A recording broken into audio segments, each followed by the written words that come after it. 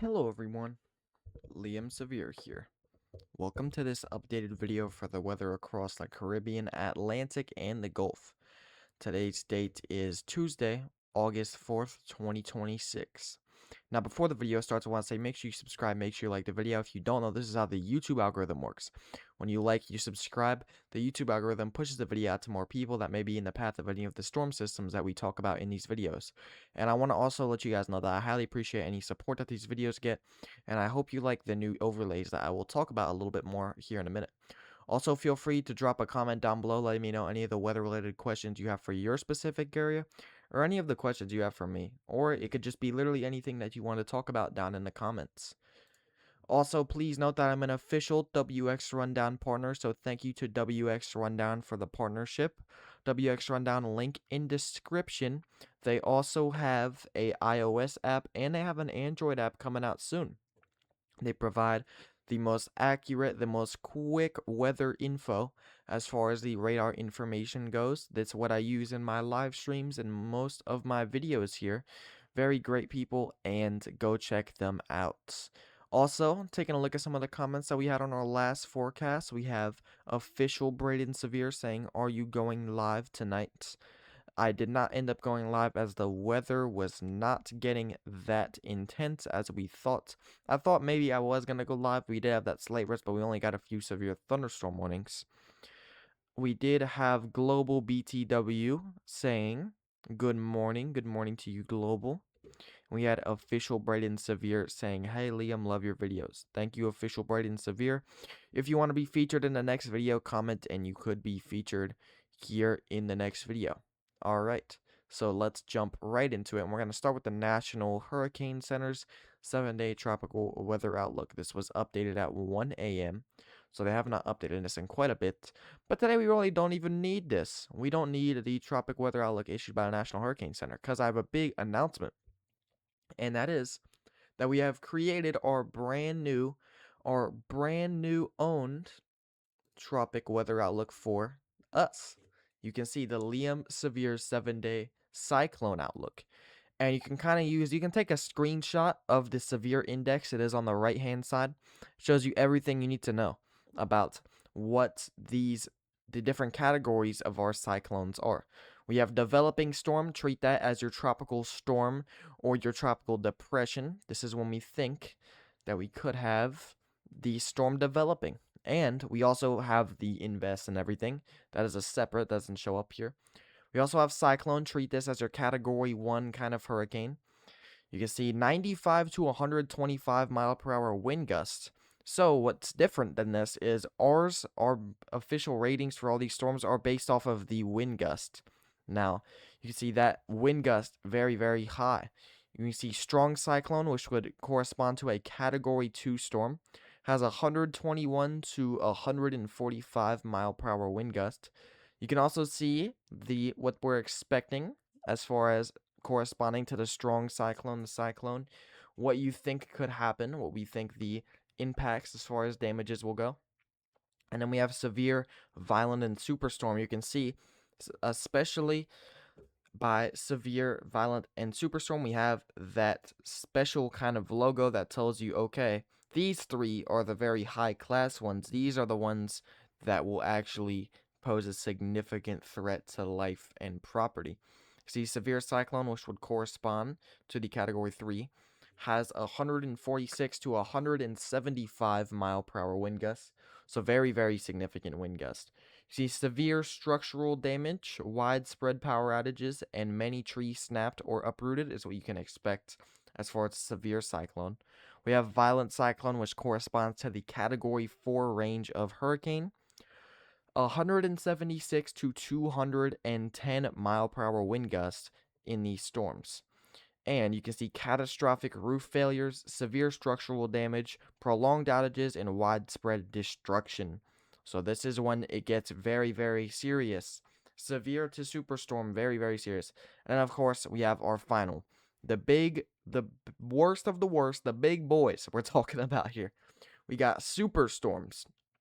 Superstorm is unlike anything else here on this list. A superstorm is when we have 211 plus mile per hour wind gust.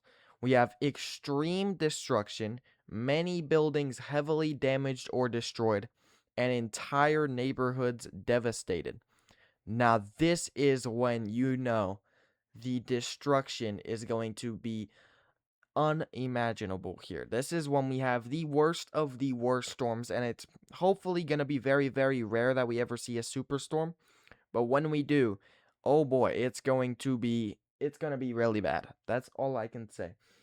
And as of right now, you can see nothing is on the map here, which means that we have nothing expected over the next 7 days. You can also see that this was updated, so our last update was posted at 5:01 a.m. Eastern Daylight Time, Tuesday, August 4th, 2026.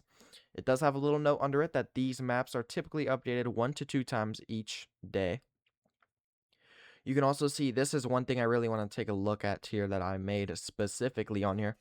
Please do keep in mind that the Liam Severe outlooks are not official National Hurricane Center outlooks.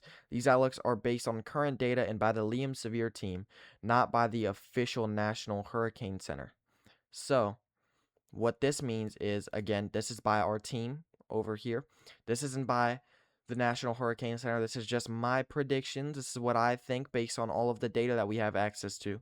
Where I think the hurricanes, when these storms, these cyclones, I should say, where I think these could develop. And you can also see another thing. I want to really keep that in mind. I'm not trying to be like, oh my god, guys, I am the National Hurricane Center. This is my custom thing that we have made here. We also have over here, we have this 30%, 50%, and 80%. This corresponds to when we'll have some green areas highlighted, we'll have some yellow areas highlighted, or sometimes we'll have those red like highlighted areas. That's where we think development is possible in the next 7 days. We have up to 30%, we have the 50%, and the 80%. If this is ever below 30%, we will have a different kind of logo to signal that. We also have X's to put in there so you can see where that development is expected, if any development is possible, where that is currently. If you see one of these boxes, one of these areas highlighted, and there's no X in it, it means that tropical development is not occurring, or these things are not occurring. What the X means is that this is where you can expect that to happen. That means that the storm or the area that is producing the development chance is in that box, and that's what that X means. So that's like marking the spot where we think development is possible. And looking at this covers all of the Atlantic, all of the Caribbean, and all of the Gulf here. And of course, nothing expected over the next 7 days. I also do want to mention that I know this is going to be a long segment that we've already been talking about for, but we also have specialty names for these storms. This is not just like the Atlantic Hurricane Center. We have custom different names. We have a list of names for the season. Of course, the season stretches from May 30th to November 1st. And these are when we can see these cyclones go through and these developing storm systems. But we do have our separate names. That is not going to be the exact same as the National Hurricane Center. It's going to be all custom names. However, I do want to mention there is 3 specific names that we will not be using that are retired for only the National Hurricane Center. And the National Hurricane Center, I don't think, uses these either. So we have officially retired. One of these names that will not be on the list is going to be, and this is the most significant one, obviously, that I think 100%, no matter what, should not be on here. Katrina. That name is completely knocked off. We will not have a storm named Katrina. We will not have a cyclone. We will not have a strong cyclone, severe cyclone, violent, or superstorm named Katrina at all. None of those will be in Katrina at all. That isn't a name. That is not going to be for any storm system that we kind of outlook for. That's not going to be the name of any of these. Also, number 2, I think that's pretty obvious why. I mean, that was a terrible event that I think is reserved for only that. I don't think it should ever be used in any scenario ever again for as far as tropical storms or hurricanes. The second one This one is questionable, but I think that it's better if we just do not use this. The name Ian. I think Ian should be retired because obviously it caused widespread destruction in Florida there. It caused widespread destruction. We had some crazy storm surge, and I believe it is about just the sixth rated storm on our planet ever, and is the first rated storm to ever, or it's the first place strongest storm, I should say, to ever hit Florida. So I think it's pretty obvious. Yeah, we're going to put that aside. We are not going to name any of these storm systems, any of these storms. We're not going to name them Ian. So Ian's another name that will be crossed off from the list. We will not have any cyclones, any superstorms named Ian. And then the third name, and I think this one also goes without saying, is Melissa. We will not have any storm system named Melissa. That was the worst hurricane that has ever struck Jamaica.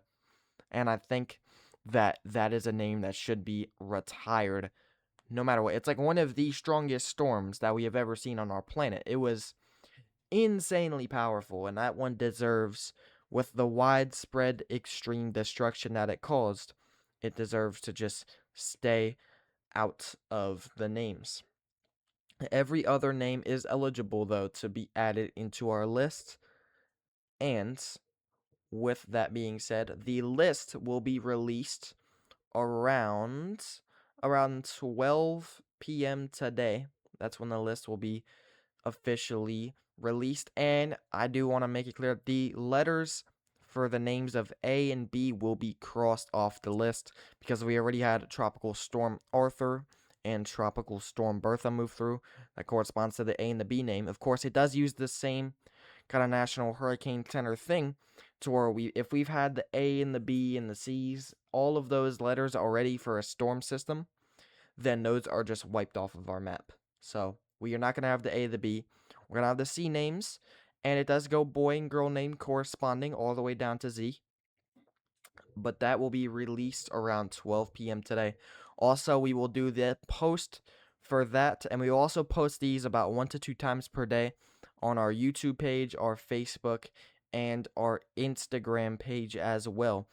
We'll post these each day. It'll be in the forecast, and it'll also be just posted out there. So if you want to take a screenshot, if you want to save the image, then you have that to kind of go back and look at it. But I think that's enough talk with the Hurricane Center Outlook. This is a big thing that we made and a big improvement that we have here. And in the future, as of right now, we don't got anything going on with it. But with May, kind of add this into WXRundown. I'm going to have to talk with him about this. And we're going to use it the first few times before this. But we may, in the future, have this added into WXRundown to where you guys can see the outlooks that I have made. You can see the National Hurricane Center, and you can also see the outlooks I have made for the 30% to 50%, 80%, and in all of the different zones for cyclone, developing storm, all the way up to superstorm. Now, we're going to, again, talk about this. I don't know if this will actually be a thing, so don't count on it being an actual thing. It's a low chance. However, it may be. So I'm going to have to talk to him about that. We also have a lot of upgrades for our streams. They're going to be much better now. So also at the bottom, you probably noticed the new scrolling text, the new overlays that we have. I hope you guys like it. And what this is also for, this is corresponded with the cyclone outlook here. See, nothing is expected. It shows over the next 7 days, and it shows a scroll text as well. If we did have a cyclone, let's say we had a strong cyclone, that so would be a category 2 hurricane pretty much.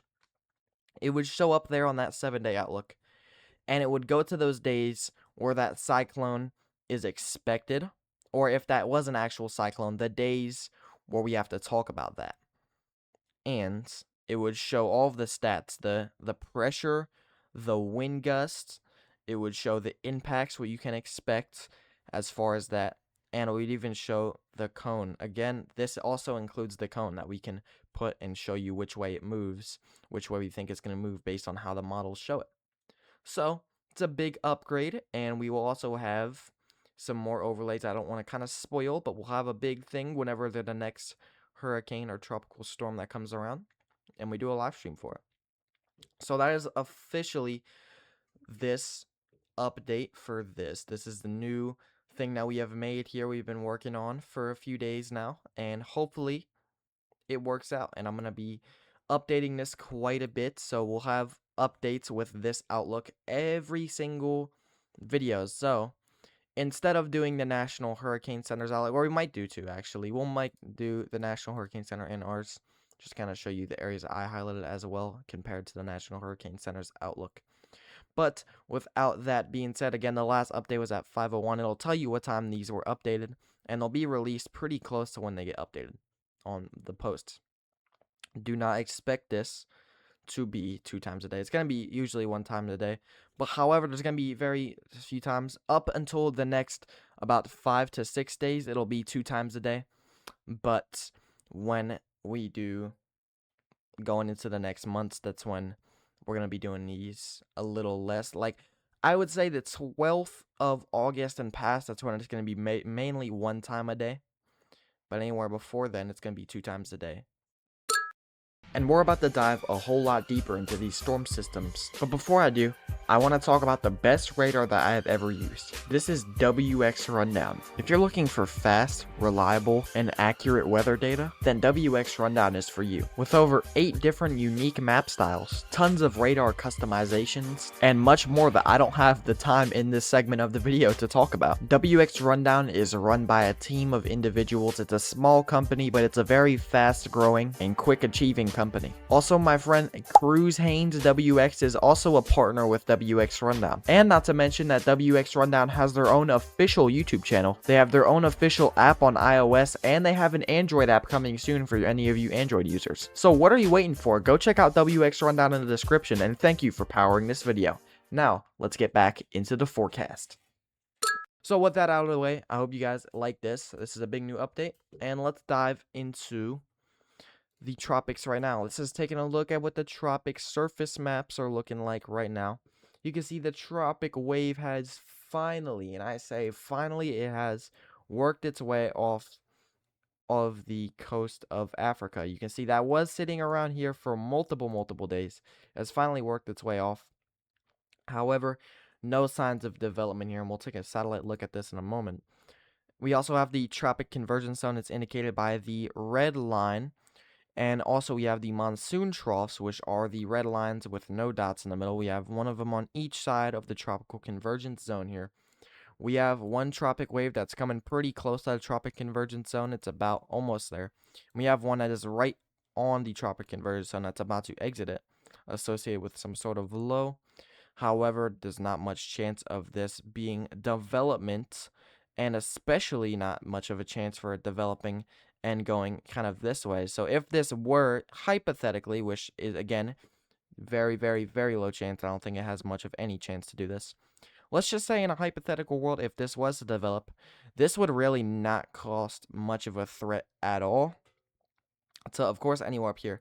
But if this did develop, it would have very little room to work with here in the open waters. And once it gets past there, obviously you got this water, but what land is it going to impact when it gets there? There's no land on the other side of this. It would just go into the eastern Pacific and go further into the Pacific, just like we saw with Genevieve. And we also have another tropical storm that's in the eastern Pacific right now. We have the usual ridge of high pressure off to the north. We know it's always going to be responsible for sending all the tropic waves through the Caribbean. You also see that high pressure that's parked once again over the Gulf right now.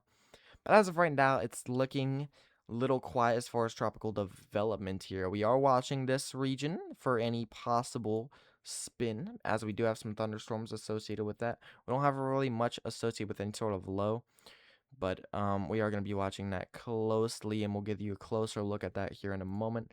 But as of the last day, that's kind of went away as far as what I think the possibilities is. And I'll take a look. This is the satellite data that shows us all the tropic waves.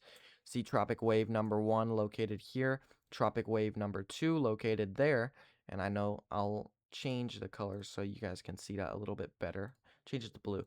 This is tropic wave number 1. This is tropic wave number 2 off the coast of Africa. This is the newest tropic wave, I should say. So this is 1, this is 2. You see tropic wave number 3, that's right along the tropic convergence zone. And then tropic wave number 4, that has a little more convection around it. And you can see when we got some sunlight here how the clouds are working their way kind of west. And they will continue to move into the Caribbean as all of these do. We have another tropic wave that's associated with behind it. That one will probably take a long time to get off the coast here of Africa, though. We have some storm activity off of the coast of the United States. You can see it's going to be by Florida, Georgia, North and South Carolina. However, the development side of things is very, very low for me right now. We have that high pressure ridge that, of course, is sitting around here. And this is going to influence us to kind of move a little more into the northeastern direction and not make any, even if this hypothetically were to develop, it would not really cause much of a threat for the United States. Maybe the immediate coastline of North Carolina, but I don't think anything it's going to try to spin up here and develop into anything past. Of course, we will always keep watching these tropic waves after they come off, because that is, of course, the first stage in development. And these tropic waves, by the way, are also not water you've probably seen by now. You're like, oh, is that rain? No, it's not an actual wave. It is these thunderstorms that are convection and associated with a line moving through. And that is what we see over there. And that's the first step in tropic development there. Keep in mind that we do have a lot of this wind shear still in the atmosphere. And this is what is causing none of these to really have the potential to kind of form into anything. The red areas show you some of the areas where there's very, very high wind shear right now, and this is where the areas are going to be so unlikely for anything to develop into any tropic storm or hurricane. And you can see the green is a little more of the favorable conditions as far as the wind shear goes. You can see, oh my goodness, there's some green. However, if one were to develop here, it would have only limited space before it gets ripped apart by the wind shear here and kind of split into two, as wind shear area here and wind shear down here. This would split and would get ripped in half like string cheese as it goes through. But yeah, there's not much of any chances right now for any development here. We have, again, been watching this area, but you can also see the wind shear starting to work its way into that area too. So that's very limited room to work with. However, right now, you can see the Caribbean as well, what we've been talking about, very, very unfavorable. But however, one area that is a little more on the favorable side, and one area that's possible for the most possible region for anything to develop right now would be the Gulf. And you can see the Gulf there. It has more favorable conditions. It has as much wind shear as the rest of every other spot. And it also has some warm waters, very, very warm waters. Not too much of the wind shear. There's still wind shear definitely associated with that. But that is the most active spot as of right now. Here is a look at the rising and sinking air, and I want to take a look at this because this is what we have in the favorable conditions. So the sinking air is indicated by the reds, and what this means is the air sinks. And what this does is, instead of the rising air, which is indicated by the green, which is needed for hurricane, the air sinks, the air goes down, which makes it much harder for these storm systems to develop into anything. And you can see when you get to the bright reds there, that's when we're like, okay, there's nothing that's really going to be happening there at all. And we have the greens here, and the greens, this is where development is possible. And you can see we have in the eastern Pacific to central Pacific down through this area, but this area, just cross that off. There's going to be nothing that develops there. The waters get too cold when you get past a certain line to where it's just going to be unfavorable. But for that rising air, the most significant area is going to be in the Pacific. This includes Hawaii. Hawaii's right in there. But the most active place right now is going to be this area. And it's going to be all throughout Mexico to about Taiwan is the most big area where we can see that. But you can also see some of the greens in our area. And this is mainly for the Gulf. And the Gulf, again, like I've been saying, with all of these things coming in place, the most active spot would be the Gulf if any places are active. Which, hey, in the tropic conditions, or the predictions, I should say, that we made, we had one of the storms of August possibly being in the Gulf. And that's the one that I think is the most possible as of right now. So, hey, maybe my prediction will stand up. We're going to have to watch. But again, we have the warm waters of the Gulf right now. We have kind of low wind shear. We have some more favorable conditions for tropic development. And then we have along with it, we have that rising air. And that's like most of the conditions that you need for tropic development.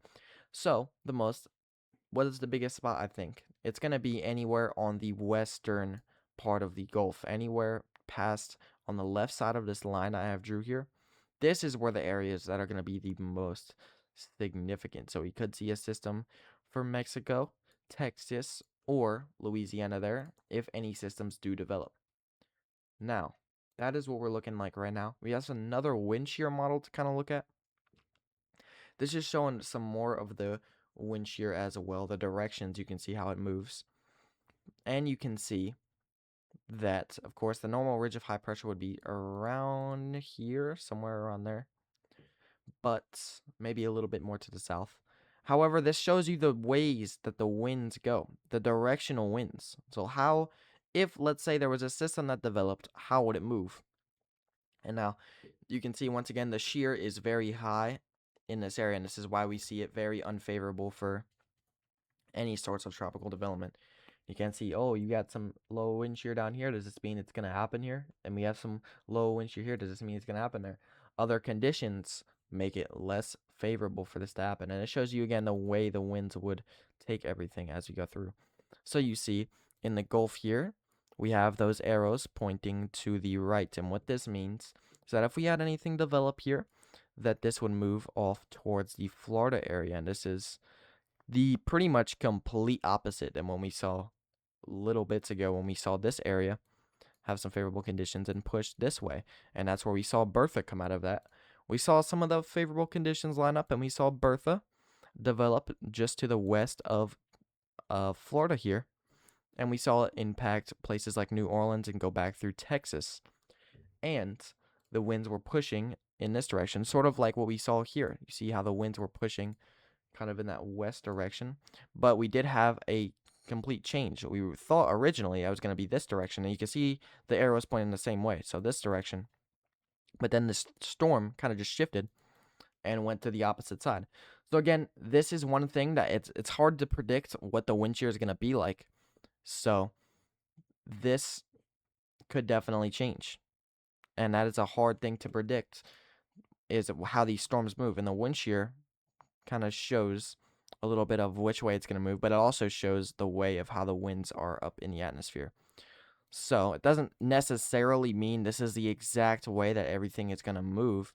What it does mean is the winds, as they go higher up into the atmosphere, this is direction they're turning. So you can see they're turning left, kind of. But at the same time, these arrows could mean the way that these storms kind of flow. So if we did have something develop out here, it's possible that this is one of the ways I would go. And we're going to have updates with this a lot. And as I figure out this map a little bit more, this is one of the first times I'm kind of seeing this. So I'm going to know a lot more, hopefully going into the future, about what this map is. And hopefully I can give you a complete 100% definition in the next video. But as of right now, that's what it's pretty much going to do. Is this is the bulk wind shear. And you can see that we have that flow, that that easterly flow, where we could see some of that development there in the Gulf. And that, again, is the region that I'm watching the highest for any development. Let's take a look at the GFS model showing any development possible.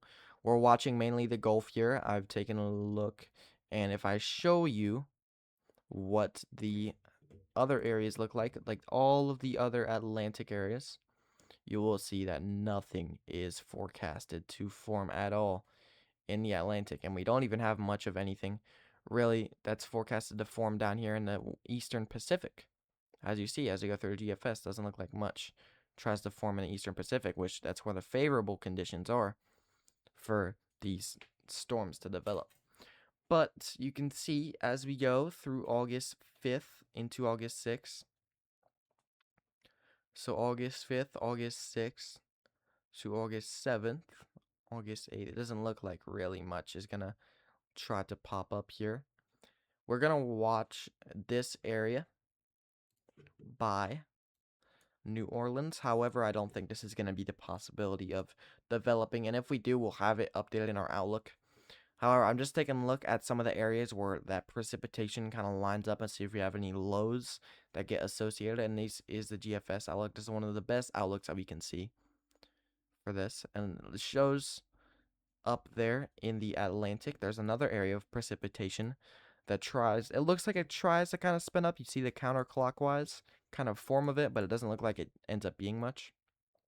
And also, this is 324 hours out. So, again, this could definitely just not happen at all. Sometimes the GFS with some of these things are just when you get certain hours out, it becomes very unreliable.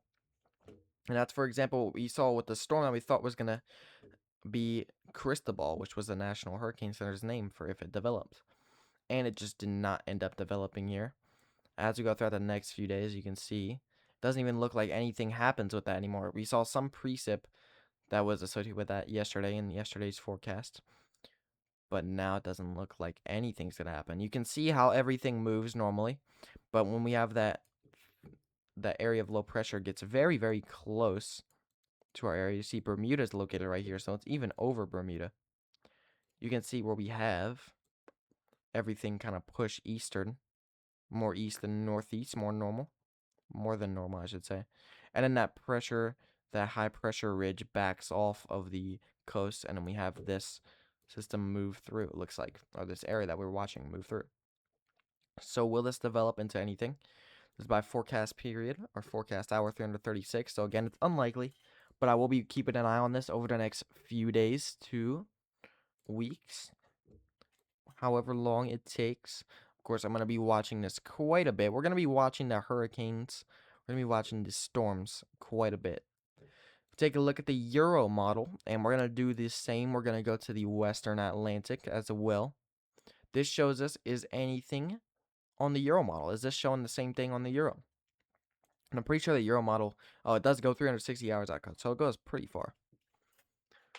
What the Euro model is showing is that it's okay. We're gonna have to watch that area that I was talking about in the Gulf there. It doesn't look like it shows much of anything forming in the Gulf as of right now.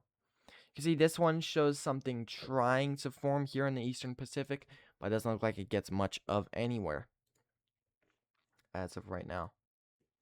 If we take a look through that, yeah, it doesn't look like anything tries to pop up. Nothing tries to spin around, become the next tropical development, which, again, with the very unfavorable conditions right now and the super El Nino kind of that's going through. It's not really much of a super El Nino, just a well above normal El Nino. That means the waters in the Eastern Pacific and the Atlantic are going to be much warmer. However, the wind shear is going to be much higher, and this leads to less and less tropical development, and that's exactly what we're seeing here. You can see over the next 360 hours, the Euro shows absolutely nothing trying to form here. It shows a little something trying to form, but again, I think it's very low chance that this even tries to develop into anything. And of course, that area we were watching by the Gulf doesn't end up doing anything as well. And this area up here in the Atlantic doesn't do anything as well. So as of right now, that's what all the models are showing as far as what we can expect over the next 360 hours for both of them.